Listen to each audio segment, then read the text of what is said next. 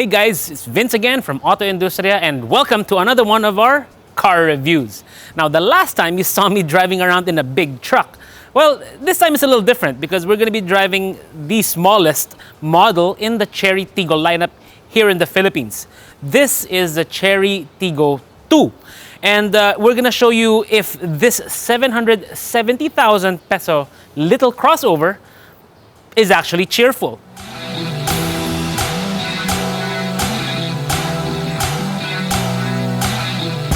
Now, for the past decade or so, we've known Chery for one thing, their cloning program. No, we're not talking about human cloning, but automobile cloning.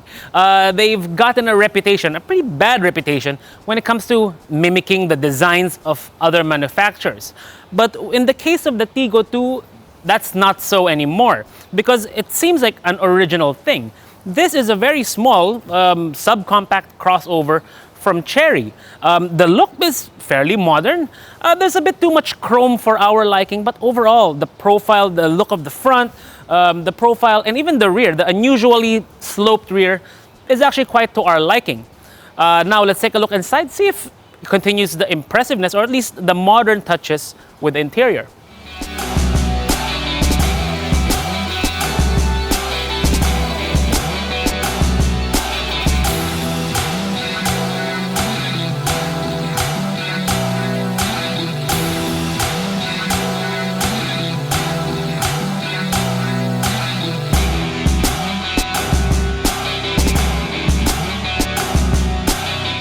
Now, the back seat of the Tiggo 2, well, it's not really too bad.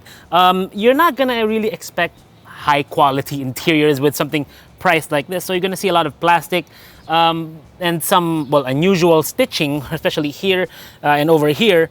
But it all works, it's all aesthetic. You fold down the seat with a button here. It's not exactly fold flat or even flat in any way, shape, or form, but it does give you access to the 420-liter boot. And of course, when you fold down all the seats in the back, it becomes a lot bigger.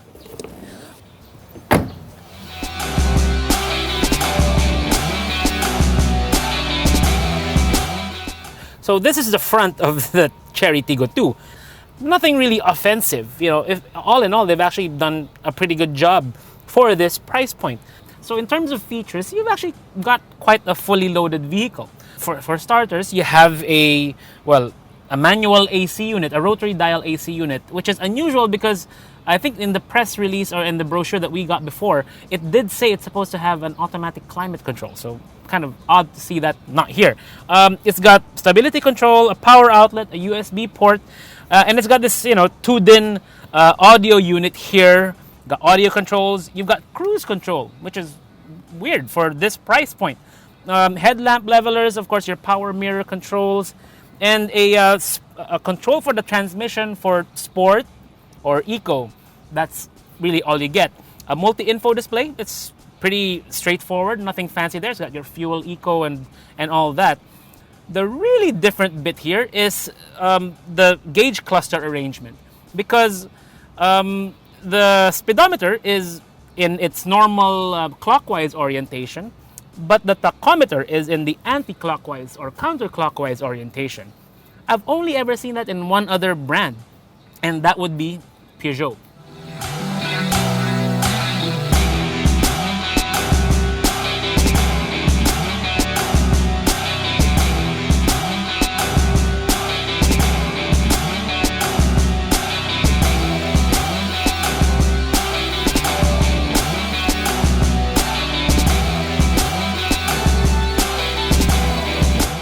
Steering-wise, it's not too bad. I mean, we're not expecting great handling anyway, so let's, you turn it. It's precise. I mean, the tires actually have, pretty good amount of grip when you're turning at low speeds and even at, at faster speeds. Now, our first experience with the Chery Tiggo name was, I think, in 2007. And that was with the first incarnation of Chery in the Philippines. Now, that model back then was really a clone of the Toyota RAV4, albeit with a different engine. I believe it was a Mitsubishi engine in that vehicle. But now it's a bit different. Now, that model is still actually in production with Chery, but it's now called the Chery Tiggo 3. Chery Philippines isn't bringing that into the country for the obvious reasons, so the most budget-oriented model is the Tiggo 2. One way we can try to infer how the Tiggo 2 is performing is comparing it to that older model, but I think maybe we can better compare it to another, well, similar crossover in the current model lineup of another manufacturer, and that would be the Ford EcoSport. In terms of positioning and size and even pricing, they're actually quite similar, at least, they were before. You see, when Ford first introduced the EcoSport, it was around $775,000, but that was with the manual. This one is $770, 6 years later. So that is actually quite interesting to do, and both models are now, well, made in China. So now we're on EDSA, and the Chery Tiggo 2 actually doesn't ride too bad. It's fairly comfortable compared to when we were driving it in our closed course earlier. This one, yeah, it feels a bit smoother, feels a lot better than it was in there. We do realize once we take it out on a more open road like this is the power, or the lack of it. This one has a 1.5 liter naturally aspirated engine. It has to be 1.5 liters because in order to qualify for the tax breaks under the ACFTA, so the ASEAN-China Free Trade Agreement, and meaning it doesn't have much power. No, it's like another point we need to touch on is the transmission. Now, while many similar models have ventured into 6-speed automatics and far better, far more advanced gearboxes like CVTs, the Tiggo 2, well, it has a 4-speed auto. It's dated. It's a dated 4-speed, but that's not necessarily a disadvantage in the long run, because when you introduce an older piece of technology, they're generally easier to maintain. Generally, one example I can point to right now is, again, the direct competitor of this is the EcoSport. It changed from the DCT, the power shift transmission, into a more conventional 6-speed auto.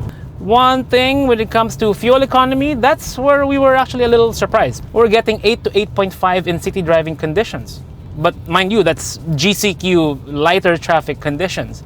On highways, we were getting 14.5 to 15 kilometers per liter, which is fairly high for a model this size. Of course, that will change the more people you put in the vehicle.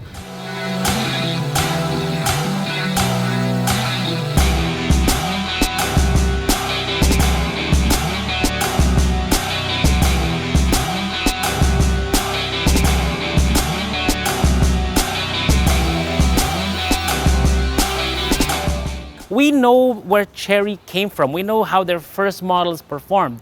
And what I can tell you is that the new Tiggo 2 represents a step up in that regard, because the plastics are better, the design is original, the drive is all right, the features work, and overall it seems fairly balanced.